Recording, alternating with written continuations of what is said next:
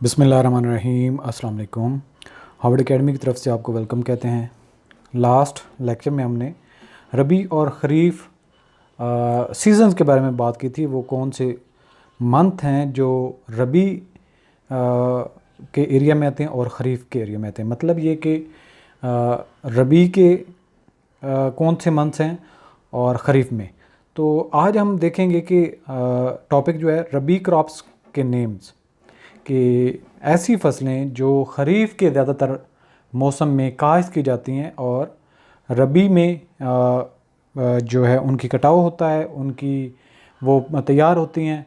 और कुछ ऐसी फसलें होती हैं जो रबी में काश्त की जाती हैं और ख़रीफ़ में काटी जाती हैं। सारी बात है, फ़ौरन से काश्त करने के बाद उनको टाइम पीरियड होता है, फसलें ग्रो करती हैं, जवान होती हैं और फिर पकती हैं तो वो फल देती हैं।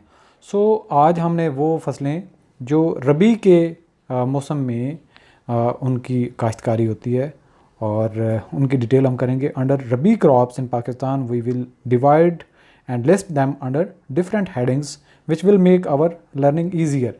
यानी कि हमने उनमें जो फ्रूट्स हैं, वेजिटेबल्स हैं, ग़िज़ाई जो प्रोडक्ट्स हैं या फिर जो क्रॉप्स हैं, फसलें हैं, तो उनको हमने डिवाइड करना है।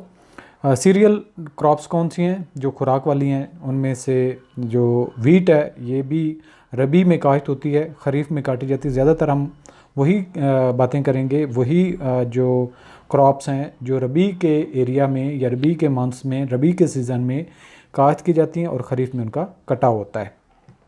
तो अभी हमारी सीरियल क्रॉप्स चलती जाएंगी।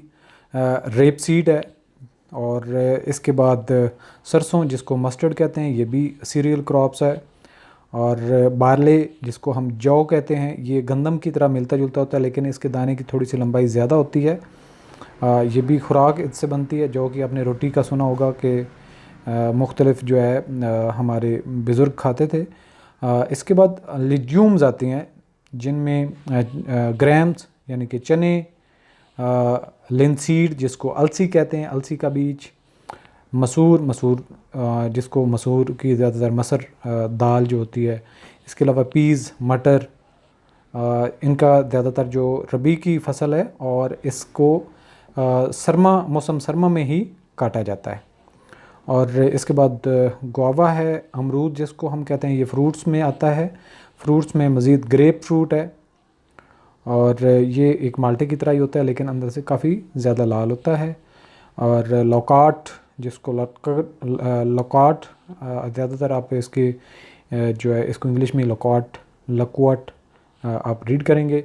मलबरी जिसको आप कहते हैं जो मलबरी, यानी कि जो गर्मियों में आप देखते हैं कि जो हमारे पास मलबरी का एक होता है जिसको शहतूत भी कहते हैं हम। इसमें कुछ वाइट कलर के होते हैं, कुछ ब्लैक कलर के होते हैं।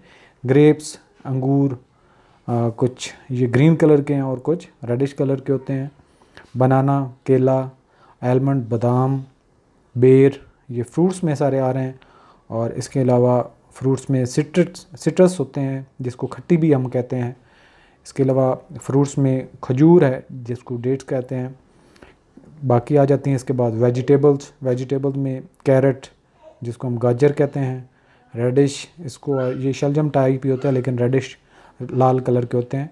टमाटर, स्वीट पोटैटो जिसको शकरकंदी हम कहते हैं। और फेनन, ये हमारे पास ज़्यादातर अचार में इस्तेमाल होता है, फेनोग्रीक जिसको आप कहते हैं।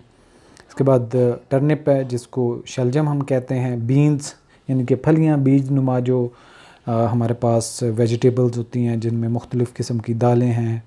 आप इसको मुख्तलिफ़ जो नामों से आप अगर पहचान सकते हैं, दाल चना होता है, मूंग होती है, माश, मसूर, चने ब्लैक, वाइट, और इस तरीके से जो हमारे पास मुख्तलिफ़ वेजिटेबल्स होती हैं। बीट्स होते हैं, चकंदर जो बिल्कुल रेडिश कलर का होता है, अक्सर हम इसको जो हमारे पास सैलड होता है उसके अंदर इस्तेमाल किए जाते हैं। कॉलीफ्लावर है जिसको हम गोभी कहते हैं। लेडी फिंगर भिंडी है।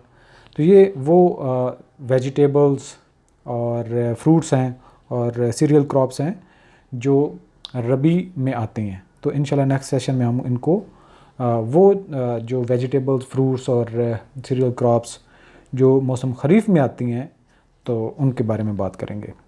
ऑल द बेस्ट, अल्लाह हाफिज़।